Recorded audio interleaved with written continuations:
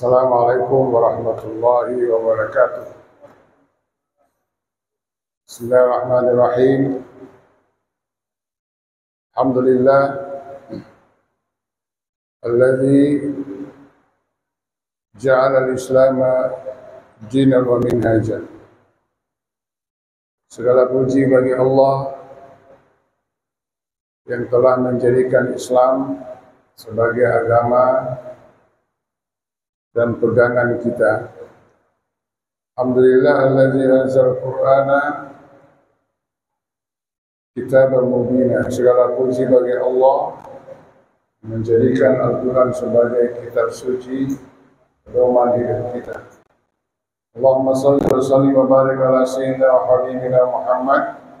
Salawat dan salam kita aturkan kepada junjungan Nabi besar kita Muhammad sallallahu alaihi wasallam.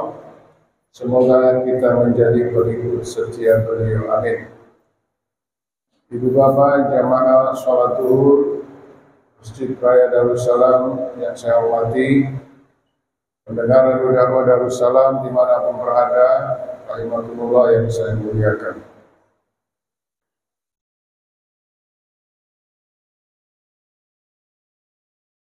Kajian pada siang ini yaitu kita masuki hikmah yang kedua dari hikmah Ibnu Athaillah As-Sakandari.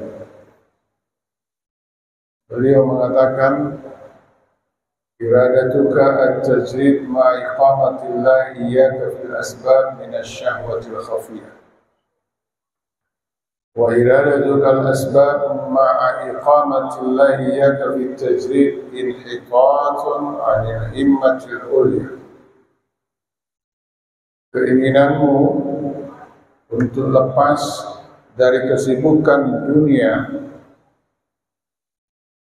sementara Allah menempatkan kamu untuk berurusan dengan dunia, termasuk syahwat tersembunyi. Dan keinginanmu untuk masuk ke dalam urusan dunia, sementara Allah menempatkan kamu supaya melepaskan dirimu dari dunia itu, sama saja mundur dari tekad yang luhur. Jadi ada dua statement, pernyataan dari kata hikmah Ibnu Athaillah As-Sakandari. Hikmah kedua ini, semoga Allah memberikan rahmat pada beliau dan diberikan kita pemahaman ma'rifah kepada Allah Subhanahu wa taala. Amin. Dalam istilah beliau ada namanya at-tajrid dengan al-asbab.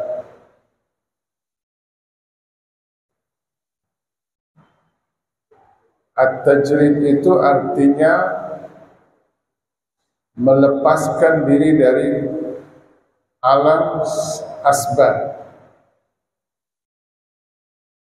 melepaskan diri untuk tidak berurusan dengan sebab-sebab yang diciptakan oleh Allah yang ada di dalam diri, yang ada di sekitar kita. Sedangkan at-tajrid itu at-tajrid, sedangkan al-asbab berarti kita berurusan dengan sebab-sebab itu. Nah, kita lihat apa yang dimaksud dengan al-asbab. Langsung saja diambil contohnya.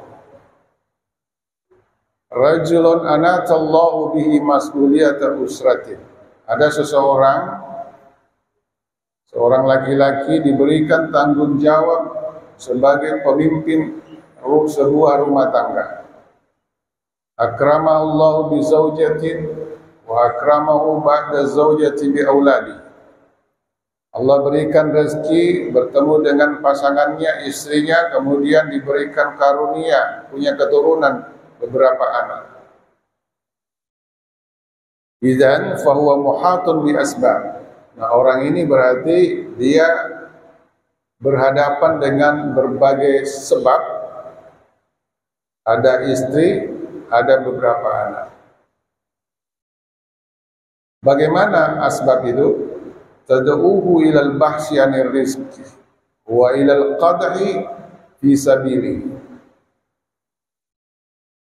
Memberikan suatu tanggung jawab supaya orang ini berusaha mencari rezeki, bersungguh-sungguh mencari nafkah, karena ada istri dan keturunan anaknya.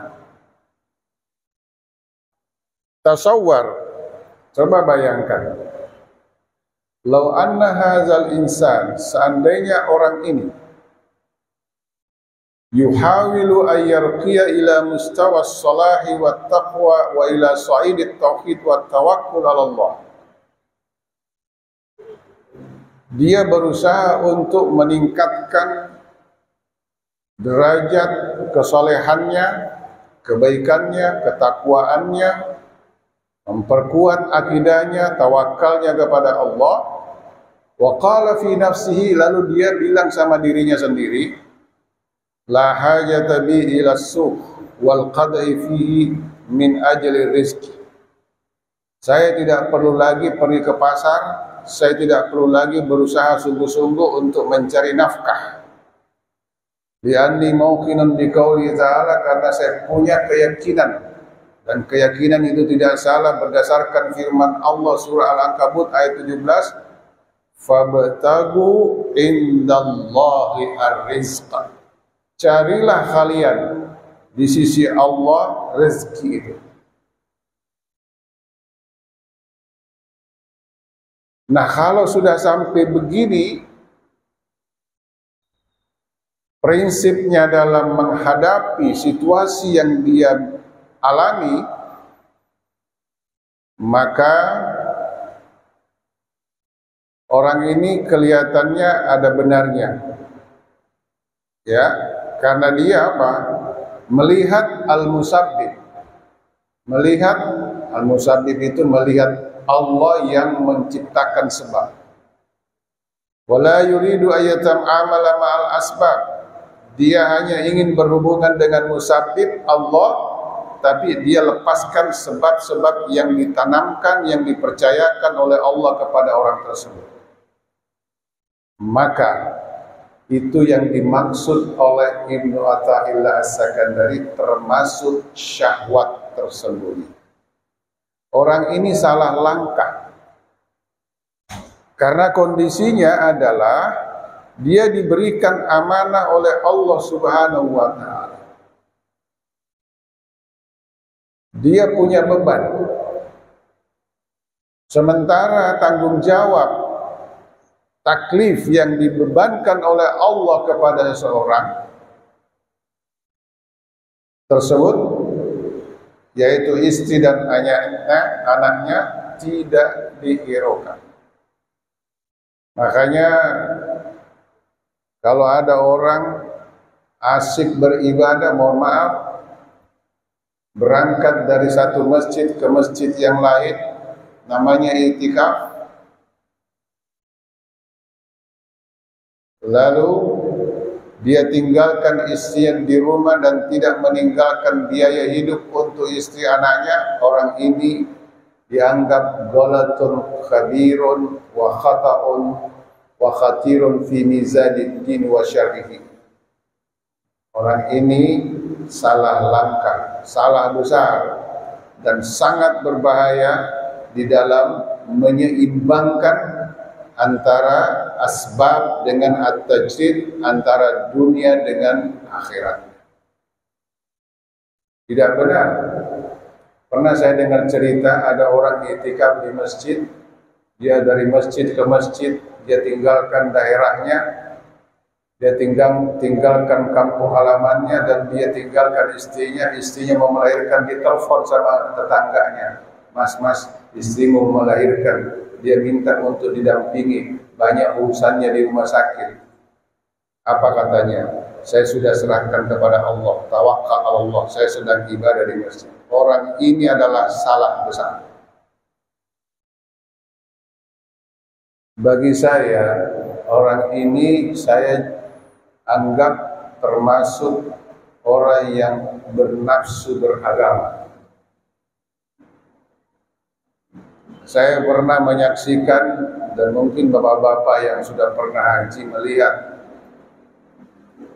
sekitar tahun 80-an, 90-an, itu di tempat pelontaran tidak seperti zaman sekarang.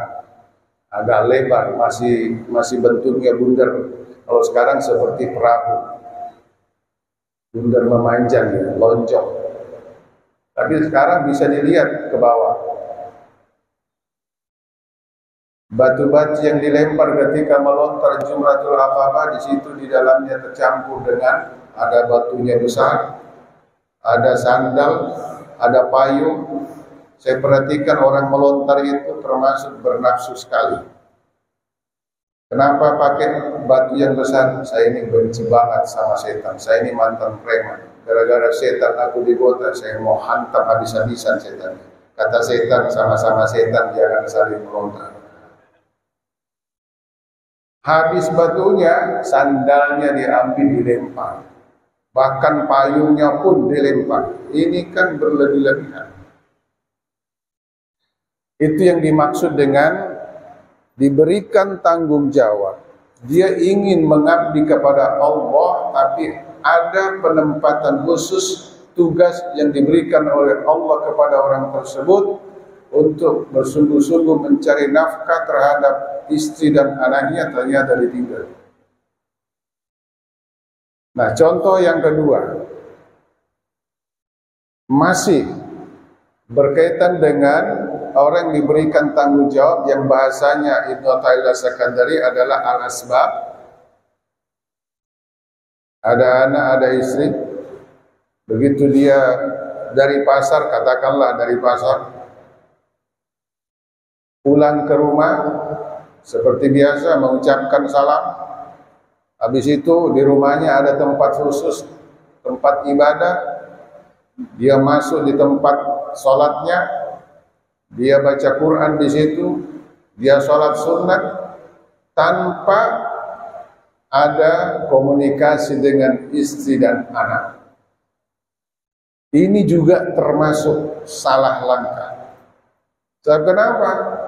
Dia anggap hidupnya itu sendirian, padahal tidak sendirian. Dianggap hidupnya tidak ada orang lain di sekitarnya.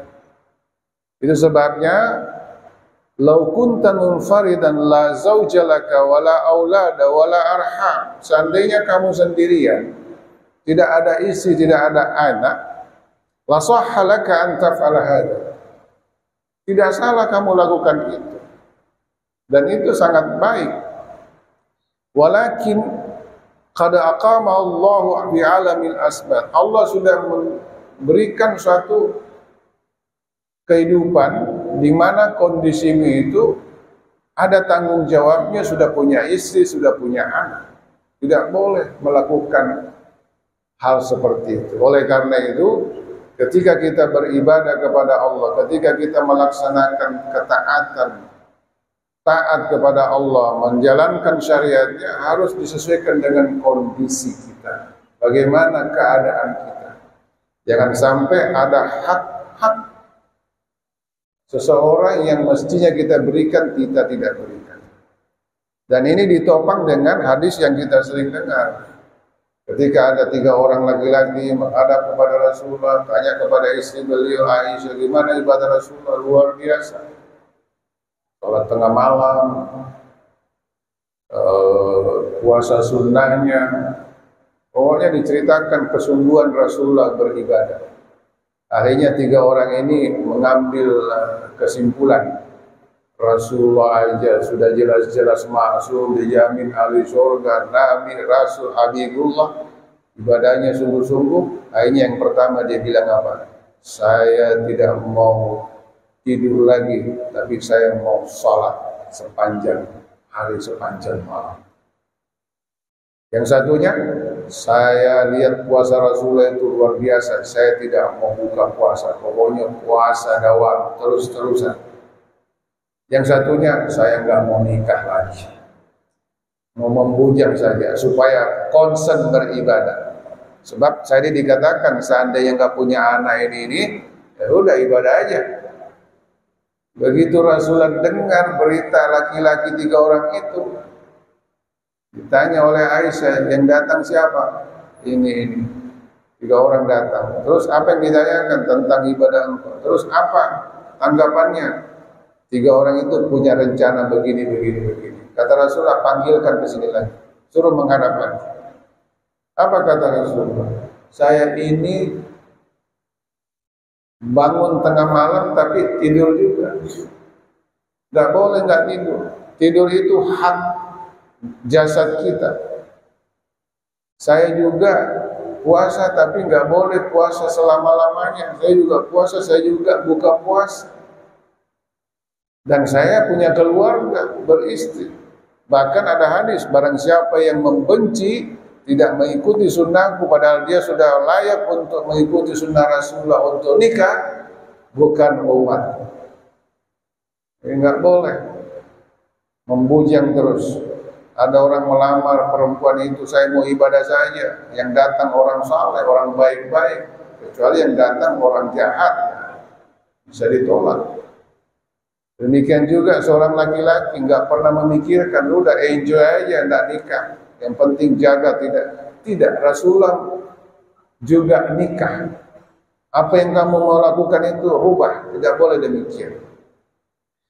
Ibu bapak yang saya hormati, itu yang pertama. Dan ini menjadi kasus sekarang. Mohon maaf, komunikasi antara ayah dengan istri, suami dengan istri. Jangan sampai di kantor itu komunikasinya luar biasa, di tempat kerjanya luar biasa.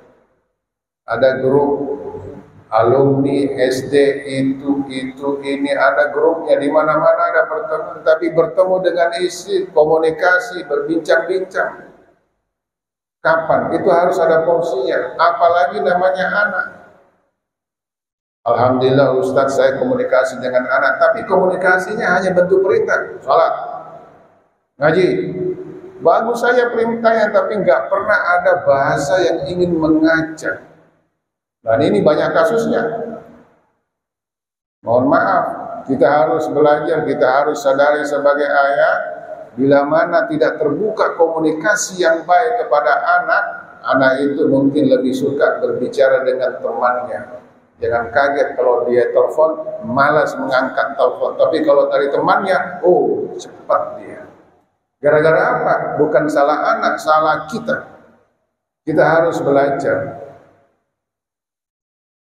Jangan sampai porsi ibadah itu bukan berarti kita mengatakan tidak usah ibadah. Karena hikmah pertama kita sudah bahas. Ibadah itu adalah harga mati. Harus kita lakukan. Tidak boleh tidak. Tetapi di dalam melaksanakan ibadah itu jangan sampai sunnah dijadikan wajib pokok sehingga kewajiban yang lain kita hiraukan, kita tidak laksanakan. Itu yang pertama. Yang kedua, keinginanmu untuk mengurusi dunia sementara Allah menempatkan kamu untuk melepaskan dunia itu, ini sama saja artinya lepas dari prinsip utama. Karena prinsip utama kita itu adalah Abdullah, beribadah kepada Allah Subhanahu wa taala. Nah, hunalika ashkhasun jarradahumullah an majalit ta'amuli ma'al asbab. Ada seseorang yang bisa melepaskan dirinya Ada seseorang yang mestinya dia ingin terjun kepada dunia dengan sebaik-baiknya, dia mengurusi dunia dengan sebaik-baiknya. Contohnya, ada seseorang namanya laisat fi unukihi mas'uliyah, tidak ada istrinya, wala aulad, zauja wala aulad, tidak ada anaknya, wala ayyun minal aqarib, tidak ada juga keluarganya, wa indahu bulgatun minal isyi wa muqawamati, dan hidupnya cukup, banyak duitnya, banyak hartanya. Nah, ketika seseorang itu mengalami hal seperti ini, ada dua yang bisa Ada dua faktor yang saling bergelut di dalam diri seseorang tersebut. Yang pertama, kamu sudah memiliki asbabul ish, kehidupan dunia yang mapan, ma yakfika. Falimaza la taktafi bihazil bulghat? Kenapa kamu tidak cukup dengan merasa cukup dengan harta itu?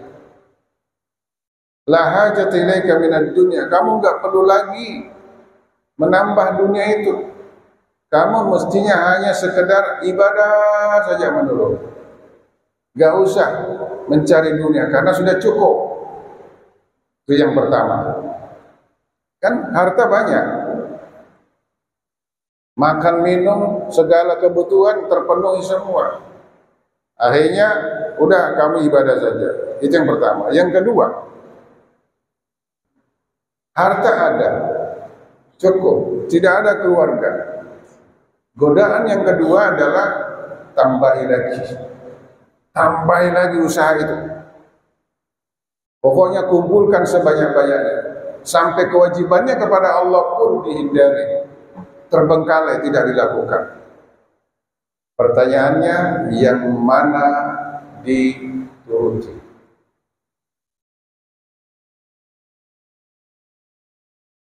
Disitulah disebutkan oleh Syekh Ibnu Taimiyah, keinginanmu melepaskan dunia karena sudah merasa cukup, sementara Allah,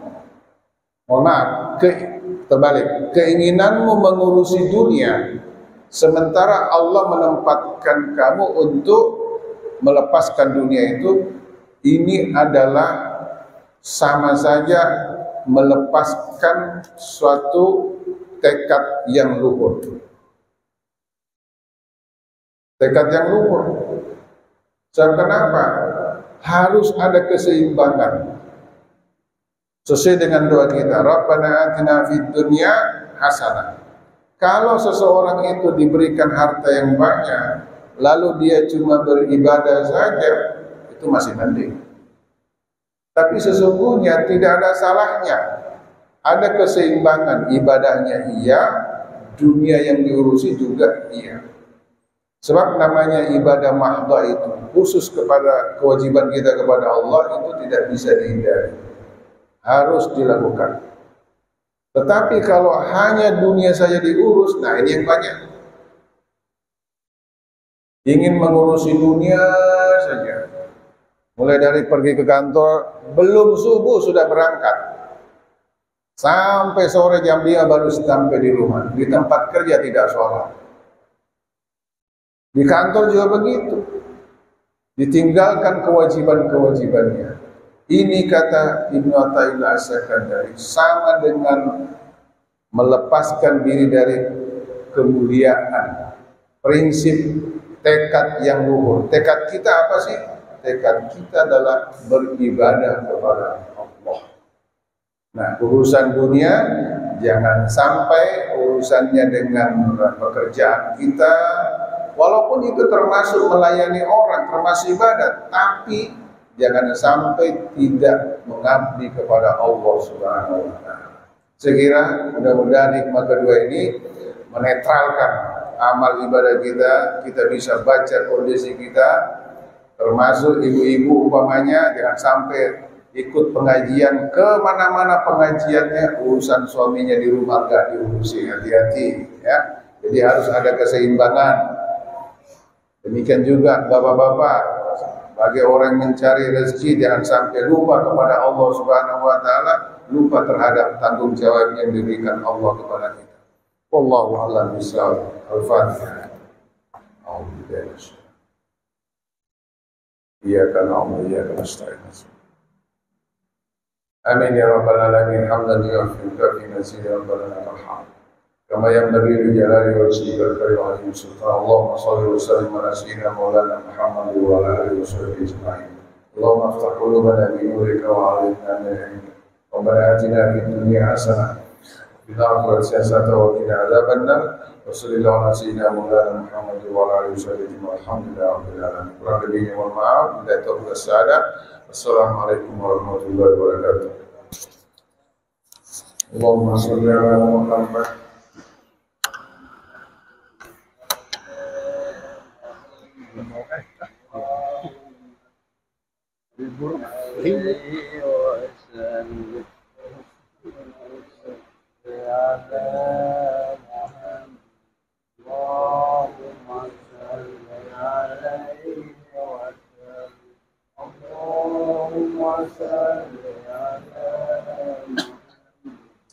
Jangan tadi Ustaz, dia mampir. Oh iya kah? Disuruh ke situ kan, ke Abulasan. Yang saya tiap hari sudah ke situ. Ngajak. Enggak, hari ini enggak. Mau pulang aja pikir saya.